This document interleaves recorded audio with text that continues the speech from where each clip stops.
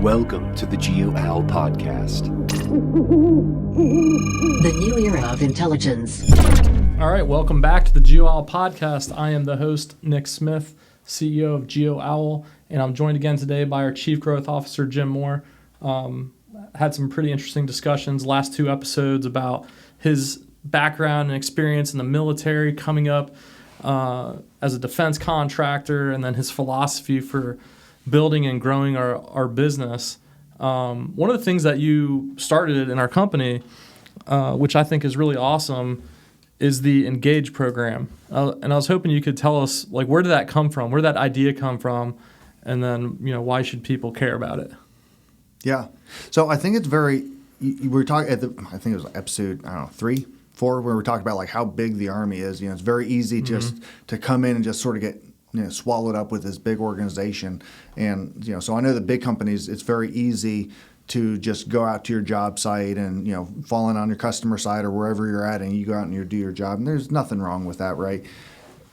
But it's about being involved and engaged. And how do you make as we, Geo Owl, continue to grow, or any organization, doesn't matter if it's Geo Owl or, whatever, how do you keep something that's very large and still make it feel small and intimate and like a family? And regardless of how big that we get, right, we're starting to get, bigger, big-ish. But how do we still keep that small feel, that family feel, that environment that people feel like they can still reach out to you or to me or to their leadership or get involved with people with similar interests? So I go to a mega church up in just south of Raleigh. And, years and years ago, my wife and I, we didn't have any kids. We were just young, married. We're not big into the bar scene or going out and partying or anything. We sort of found ourselves in this weird position in life where, we had friends that had kids, and then when you have kids, anybody that has kids knows that like you live a very different life than when you did before you had kids. So you had that group, and then you had the other group that they were big into it. So we found ourselves in this weird position. So that's where I go, Hope Community Church. It's a mega church, but what they started doing, they did these small groups, right? And so they have all kinds of different small groups. They can have, we started one that was called Young Married of Hope, or Young Married with No Kids of Hope, right? And, it just, a couple of us got together. As opposed to being married with kids with no hope? Is this? Yes. Okay. Correct. All right. Yeah, okay. That's exactly what it is. Yeah. Right. So we all got together, and we, none of us had any kids back then, and we all had similar interests, so we started hanging out, we'd go out to the mountains of North Carolina and, rent a cabin. We'd go out hiking and whatnot. And, fast forward to, I got a little fuzzy there. Fast forward, this was 2006 when we first started that. We're all still friends. We've all broken up into different groups in some instances. But, it was a very good way to have something very large, be part of something that's very large and still keep it very small, right? We're all married still, and we all have kids, and we all started having kids at the same time, So we sort of took that same philosophy and brought it over to Geo, and we started what we call Engage, right? And it's just, we have multiple different groups of, I'm really big into like outdoors hiking and whatnot. I love hiking. I'm from Colorado, so that's what I grew up doing. So we have an Engage Outdoors, right? So we all get to share different events and whatnot, and we post stuff online, and we can go and set up scheduled times, and we have Engage Data and Engage GIS and all kinds of different groups that just people with similar and like interest. And I think I'm not a gamer at all, but I think there's a gaming one. That's right? definitely the biggest group. Yeah, I imagine so. People want a game, so the Engage group is really neat. So it's a bunch of gamers. They get together, they play certain games, and it's all online these days. So it's a cool like interactive group. So a lot of the people that are maybe more opposed to some of the other groups like outdoors, the gaming group is kind of gives us that good mix of outdoor people and other sorts of people. Not that you can't be both. I myself, I like being outdoors, but I like playing a game every now and then. Like firing up Diablo or something. But I also like falling down the mountain horribly while snowboarding. I'm actually pretty awful. I think the last time we went snowboarding, I don't forget, like my board wasn't waxed or something, and I I couldn't get down the you- freaking mountain. You can certainly make excuses, or it's just the person. Well, once it was waxed, it was good to go. But I don't know. I didn't grow up with that stuff. It's definitely something you got to practice with. Yeah. But it's still fun. You're But you still just out fly on the down mountain. there like it's nothing. Like, Yeah, well, when you grow up as season passes, that's what you do. yeah. But yeah, no. So I mean, all those different groups. I mean, I think they're great just to keep people involved, and they're all voluntary. You know, you don't Right. you don't have to.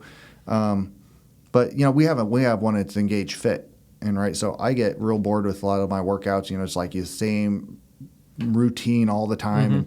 And, you know, we have people that are very big into it. We even have some instructors, and they'll post like different workout routines, right? Or you know, you can even do challenges, right? Hey, this is a new fitness challenge month, and the goal is to, you know, work out at least 3 or 4 times a week, you know, and like all of that type of stuff, right? It's just getting involved, right? That's all it is. But it's staying engaged with the company, it's staying engaged with the people that you're with, and staying engaged with the families too, right? It's an opportunity to bring the family. Companies are made up of people, and people have families, right? So I think that's should be true with any company, right? The company is just an extension of the family, and the family is an extension of the company. So anytime you can start bringing in the family into it, right, it could become something special. It could become something more. Right. I know there's some pretty cool Engage groups that we have in there. GIS is a cool one. I definitely need to probably join the fit group and do that. I've been slacking lately. But to be honest, I have been slacking as well. We've been real busy at work. It's definitely a busy time right now. Right. But hopefully after this proposal season that we're in, we'll be able to get back into that. Yeah. So we have the Engage program, and then another program that I think is really awesome is the Military Transition Program.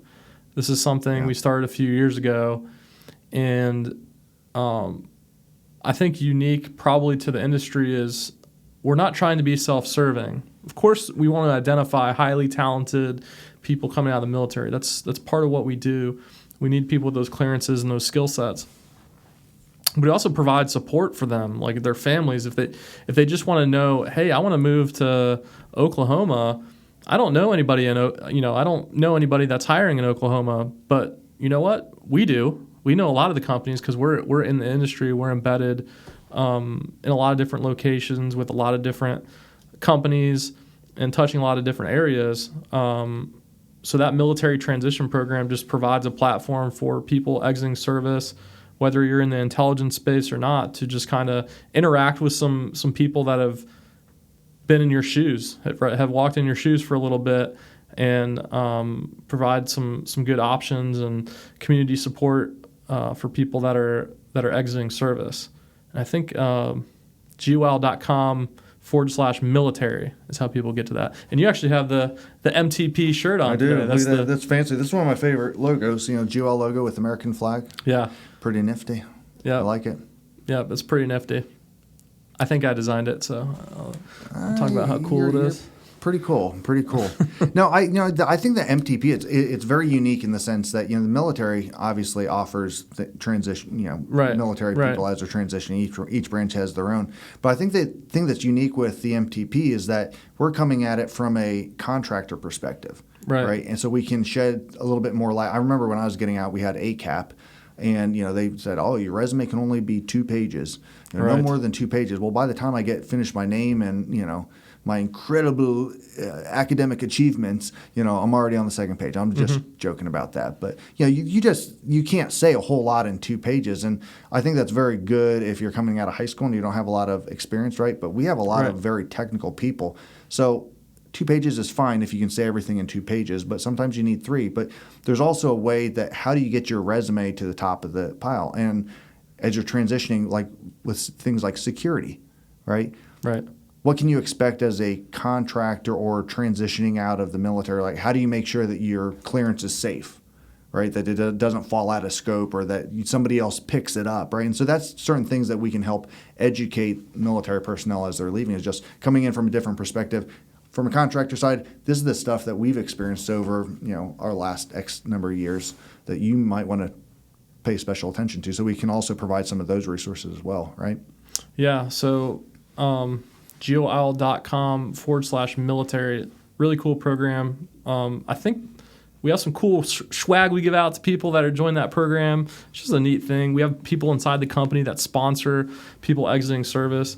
And I think it's just something cool. I certainly enjoy doing it and calling into the webinars and things like that and joining the groups and talking to the amazing people that are exiting service. So I really enjoy that. What do you enjoy most about what you're doing now? Sitting here with you, Nick. This from this is a special moment. From that. I mean, this is the just top. Staring straight but at you. I mean, let's say a close number two would be close number two. Number two. That's a good. Maybe question. what's unexpected. Well, let me go back to your original question. I think the thing I really enjoy about what I do is just having the freedom to think creatively, right? Because that's really important, right? Comes as a big surprise to you. I like to just think creatively, think differently, not be held in this little box. And I think Geo Owl provides that opportunity. You provide that opportunity just to, hey, what can we do, right? What makes sense? But just, I think that sort of also trickles down through the company, hopefully, and certainly if any of our employees feel like that's not the case, I mean, let's talk, right? Let us know if that's not the case. But I think that's probably the thing I enjoy the most, just having the flexibility, not being locked down to a specific schedule. If we have to work 80 hours that week, then we work 80 hours. If it's a little bit less, then okay, But just figuring out together where can we go and what can we do better, right? So what do you enjoy doing outside of work? Because there's, we could sit here all day and talk about Geo Owl and how amazing it is. And it is amazing, don't get me wrong. But, what do you enjoy doing outside of work? So I have horses. I have a little hobby farm. I guess I need to get closer to this thing, don't I? I have a little hobby farm. And so I have a couple horses, and we just had to I had two horses, and one was, oh my God, I rescued him. One of my neighbors rescued 7. It was actually Army gal. She had 7. They were all emaciated. So he rescued him. I'm like, oh my gosh, that's expensive. I'm like, well, I'll take one, get him up to health. But he was such a sweet boy. But he was a big thoroughbred, and he was expensive. And he was 26 years old. He could still be ridden, but he was bumpy. He was just terrible to ride. Anyway, we had to put him down a couple months ago. So we got 2 new horses. So we have 3 horses now. And so I like going horseback riding. And my son is 12. So every Monday we do Monday ride night. And I know this is Monday, and I had to break the news to him. He cried. And, no, I'm just kidding. But so I like doing that. I like hiking. You know something about hiking. Remember we went was it Mystic Island Lake? What was that, 5-6 years ago? Oh, yeah, that was a while back. Yeah, you were rough. You were a rough case. I'm pretty sure I had altitude sickness right away, immediately. Growing up in Florida, we don't have many mountains or snow or anything that you see in Colorado at all, period. And I'm pretty sure I was almost dead on that hike, but somehow I pulled through. I was definitely sick. Yeah, for a little while. Not to mention just out of shape. Yeah, going up that mountain, holy moly. Oh, I know. Well, so that hike, we start off at about 10,000. I mean, those are real mountains. Yeah. Those aren't a joke. They're no joke. Yeah. Well, we start off, so if anybody's familiar with, it's like the Holy Cross Wilderness area. It's in between Eagle and Vail and Aspen, that whole wilderness area in between there. But, oh, my gosh, it's beautiful. Isn't that? I mean, we start our hike off at about 10,500 feet elevation. We climb up over the ridge line, follow that in for about, 5 hours or so, drop in off that. You go to a little lake called Lake Charles, and then we follow the creek up from there, and you're just right at the – my gosh, Mystic Island, it's beautiful. But I remember I was following you because I wasn't in that great a shape then either. So I was hanging back with you. I'm like, oh, I better take it, make sure Nick doesn't pass out inside. I was dying. I'd like to do it again. I really. You prepare next time. Yeah, next time I'll do some stair climbers for a minute. Well, so you know what we did? So I took my kids up there. We did the my son 2 years ago. My son was 10. My daughter was 8. She's Ella. I mean, she's a strong girl. She's like superhero strong. Mm-hmm. But so she was 8. But we took them up there and we read them into the Royal Order of Mystic Island Lake. There you go. And we took the little chemicals and tossed it in the fire. We said, "Oh, these are the ashes of our ancestors," and put it in the flames come up. Right. They thought it was really cool. So That is cool. I really enjoyed looking back on it, walking on the ridgeline. I think I was so tired and out of shape that I was like exhausted and maybe didn't think about it as much. I think next time, if I ever do it again, I definitely want to go up to the top of the ridgeline and stop. Like do that early in the morning and get to the ridgeline and maybe like camp on the ridgeline. Maybe not camp there, but definitely get up there early enough to where I can enjoy it a little bit. Because I think get eaten by mosquitoes. Just being up there. Oh yeah, that's true. Little baby mosquitoes will carry you away. Yeah. There's some demons. But you know what there. we did last time is we actually took up the little oxygen containers, little oxygen cans, and that was great. That's where it's I at. should have taken more, but I could waste an oxygen can real quick. Yeah, I wish I had some of those. I know you probably might have gotten rid of your altitude sickness. I don't quite know how that works, but anyway, great mm-hmm. time. But yeah, I love hiking. So I actually live, you know where Raven Rock State Park is? Mm-hmm. So I actually live, you can go from my house, and we have trails all the way over to Raven Rock. On the north side is the equestrian trails, and the south side is the hiking trails of the Cape Fear River, of course. Yeah, and you can take your horses there? On the north side, yeah. Yeah. Yeah. Okay, that's cool. So I just did that with my neighbor like 2 weeks ago. Very cool. So, yeah, I like just being outside. Does your daughter like horses? She is scared of them. My son, he likes them more, which is sort of different because I thought, my son, Davey, and he's like, he can be a little timid at certain things, but right. I don't know. He has a natural instinct with horses. we were actually riding. Kelly was riding one, and I was mm-hmm. on Diamond. Over Diamond, you rode Diamond, and Davey we got this little. It's a pony. I don't know. It's not very big. It's not like a miniature or anything like that. But he's out there, and Kelly was having issues with her horse, and she's like, "Oh, he's not doing mm-hmm. anything." It's like, that's because you're pulling his head in both directions, calm down. But Davey actually said to her, he's like, "Mom, you just got to calm down and just breathe with the horse, and you're making your legs too tight." I'm just like, boy, this kid is starting to get it, Yeah. But then again, growing up in Colorado, I got a lot of friends out there that they're just straight up cowboys, and they're just crazy. I mean, crazy. Like the stuff, they put their kids on these, little bulls and horses, and wow. I'm like, oh, my baby's gonna get hurt. Don't hurt him. What about you? I mean, what are some of your big activities? Well, I have been hiking more lately, so that's good. Unfortunately, where we live here in Wilmington, there's just not that many options. I mean, we're probably exhausted every single place you can hike around here. I do enjoy fishing, though I haven't been doing it as much lately. Maybe once we get past this next proposal season, we can go fishing some more. You like doing ocean fishing or inland waterway fishing and stuff like that? Yeah, I like inland a little bit more. It's a little bit more relaxing.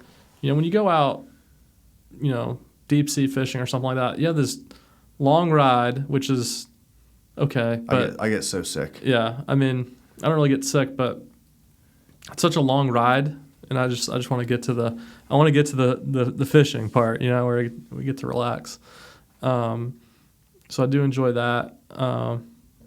Definitely enjoy time with the family, and I enjoy movies. I like movies.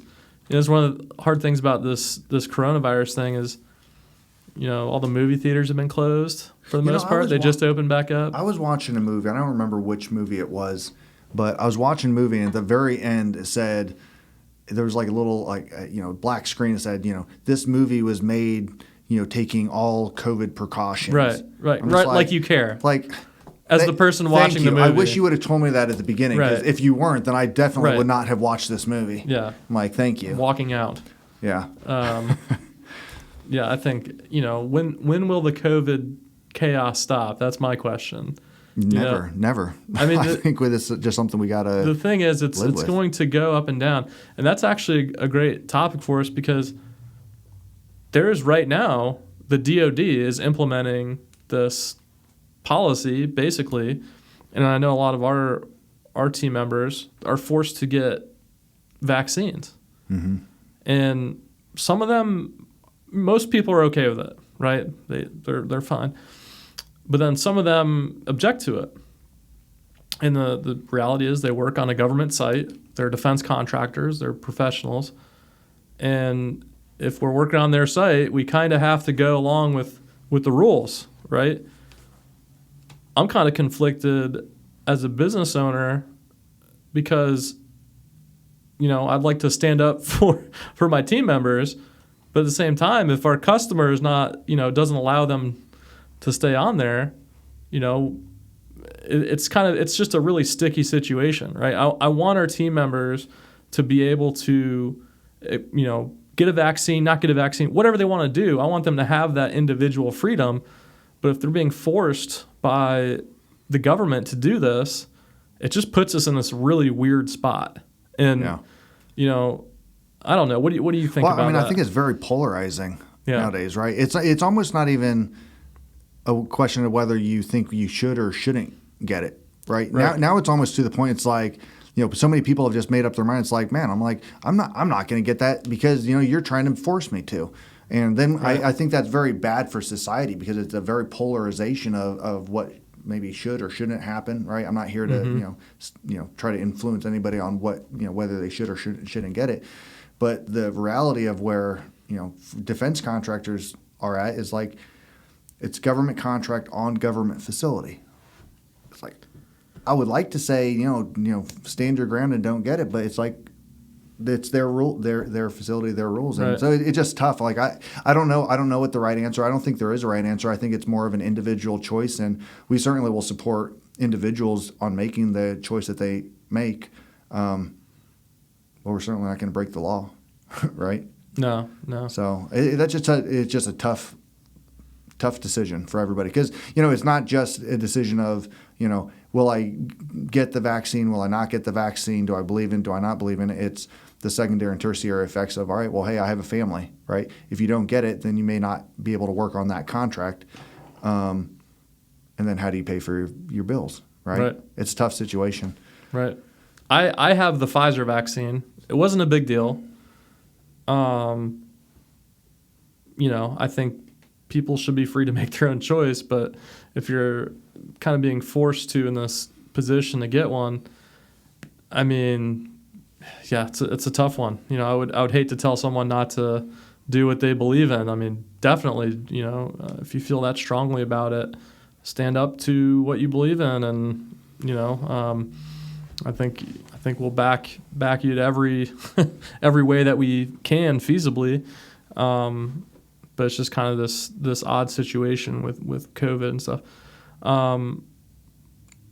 I never thought that we'd be in like having this type of conversation. Like I always used to see like pictures of like in China, and I definitely get why they would wear it in China, right? In some of those big cities with the pollution and whatnot. But I used to just look and be like, man, that'd just be crazy having to wear a mask. Wearing a mask all the time. And you don't have a beard. Well, I have a beard, and sometimes it gets a little longer. I eat peanut butter sandwiches every morning. I know this is exactly the type of stuff you want to have on this podcast. Yes. I'll tell you what, wearing those a mask with a beard, eating peanut butter sandwiches, terrible. Terrible. It gets caked up in your beard, and you end up smelling peanut butter sandwich for the whole rest of the day. Well, you don't want to see me with a beard. When I grow it out, it's all gangly and weird. I think there's some funny pictures of me in Afghanistan floating around that are pretty awful. I can grow a beard up to my eyeballs, so I got you covered. If you want to have a good time with your mask on, try chewing on one of those mints. Man, it'll make your eyes water. I did this at a conference. I had the mint in my mouth, and I'm like talking to someone. I'm just starting to cry, like, okay, getting teary-eyed with this mint in my mouth. Yeah, the minty breath is shooting right up into your eyeball. Yep, right into your eyeballs. I actually made that mistake right before I started speaking with a senior government. Yeah, that's person. good. That's the time. I actually had to apologize. I'm like, I'm sorry, I got to take this off and take a step back. That's the time when you want to do it, actually. Yeah. So, very cool. So you joined the company in, was it 2018. 2018. Okay. What do you kind of see the future, like where do you think Geo Owl will be in about 5 years? Boy, that's a big question. I know it's a big question. It's a big pivot from where we're at. We will probably be multi-billions of dollars. Right. And Yeah. no, I see us as Could be. possibly, right? A couple of big breaks. I hope so. But like I was joking at the beginning. Well, I wasn't joking. I do want to be a mega millionaire multiple times over. But as we go forward, there's things that I want to. There are things that I think we both want to be, and we want to get into more of the engineering and the sciences side of things, the solutioning side of things. I also think that's one thing that I really take pride in this, and that we said at the beginning, like we don't just focus on staff augmentation, right? That's always going to be a component of our business model, but it's really about providing those innovative solutions. And that's one thing that I think where we differentiate ourselves is that we have the large enterprise GIS, and we're doing the research and development. So looking forward to 5 years, I would like to have that be a bigger portion of our portfolio, right? As having that true engineering side of systems engineering and integration services, and having software solutions, multiple software solutions that we're integrating in an open environment, right? We never want to create one of those processes and systems that we sort of box the rest of industry out and we say, we're not going to play with you, right? We want to be that innovative team approach that advances the government in their mission requirements and helps them integrate the multiple technologies, because there's a lot of companies that do a lot of really cool stuff. We partner with a lot of them, and we don't necessarily want to compete with them. We want to create solutions that help integrate those advanced solutions better, right, and help them work together. So that's at a very high level, I see that's where I see us in 5 years. I think the future of intelligence, of the intelligence community. Dun dun dun. Oh, I'm sorry. Dun dun dun. The future. I believe the future of the intelligence community is unclassified. Yeah. It's commercial. There's so many technologies, and we talked about that, how tough it is to get innovation, to get new technologies, new software, new tools into the government's hands. Well, it's not hard to do that on the commercial side. And there's a lot of data that's flowing around now that's available commercially. I think the future of intelligence is unclassified. It's open source. Call this thing open source intelligence. Open source intelligence, OSINT, it's not like GeoINT or SIGINT or HUMINT. It's not a lane of intelligence. Open source intelligence is all of the intelligence, just unclassified. Open source, available, right? Available to the, maybe sometimes referred to as PAI, publicly available information. I think that's the future. And as we're growing and looking at opportunities, I think there's no one better than us to go and integrate these things, because we have a good understanding of what's happening behind the fence on the intelligence side, and I think we dabble enough in the technology on the commercial side to have to put a good picture together, to tell a good story to the government of why they should come to us for these types of solutions. I think that's just going to be an integral part of the intelligence community as a whole in the future. The future is open source, in my opinion, and we're seeing more tools and more methodologies and more open source ideas coming to light every day. And I think it's interesting. If you remember a couple of years ago, actually, I think it was 2018, we did the little commercial, which is still out there, and you asked, one of the questions that was asked is like, what is GeoINT? And you mentioned within OSINT, OSINT is not just one single discipline. Right. It can be GeoINT. I think the future is geospatial, right? And I think that also puts us in a very unique position, because look, all information it can be spatially related, right? Right. Everybody always thinks it's like, we're sitting on this chair right here. Well, this isn't a geospatial chair, but the methodology and how it got from point A to point B, that's geospatial, right? Logistics companies use geospatial data immensely, sure. Right? How they're getting from point A to point B, what's the best routes? How do they maximize their fuel efficiencies? How do they maximize their I think UPS or is it FedEx? One of them. They don't take left turns, so really? they did a route analysis, and determined that taking left turns is a waste of time if you're delivering a jabillion packages, and jabillion's a real number. If you're delivering that many packages to that many locations, taking a left turn and waiting on a light or waiting on traffic is a waste of time. And so I'm curious to know what that number is of how much money they save in gas and things like that. Yeah. But that's a type of geospatial problem. Can you imagine being in that boardroom when somebody, Right. some young technician was like, we should never take it. It's probably right No after left turns. It's probably right after they watched the movie Zoolander. Right after Zoolander, yes. Yes. Orange mocha frappuccinos. And also, no left turns. Somebody had to do that, right? Yeah. But I think back to your point about everything is spatial, right? Everything happens somewhere. I mean, that's just, everything on Earth has a point that we can locate with spatial information, right? So capturing that in new ways, obviously we see social media and things like that are people kind of just giving their location out there all the time for a lot of different reasons. You have ad tech data that people use inside their phones. They don't even know that if you have an advertisement inside your phone from an app or something like that, they're collecting your location. Absolutely. And then they take that and they go and sell that for oodles and boodles of dollars. But that, as the technology increases and more things become smarter, that spatial data becomes more and more relevant, right? And that maybe the chair now doesn't have much to it, but smart chairs sound like a thing in the future, right? Why not? We didn't think about, these things right here, not too long ago, but I could totally see smart chairs and smart tables and smart cups and everything like that, having that spatial information related to it, right? What if you want to inventory? I don't know how many chairs I have. Do you know how many chairs you have? I don't know.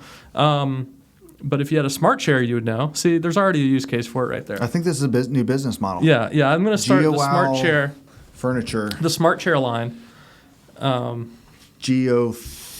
Every time you sit in it, it sends a notification to someone That Nick was here. Yeah. This is Nick's butt. Nick's butt. This is Nick's butt. So I can tell by his movement.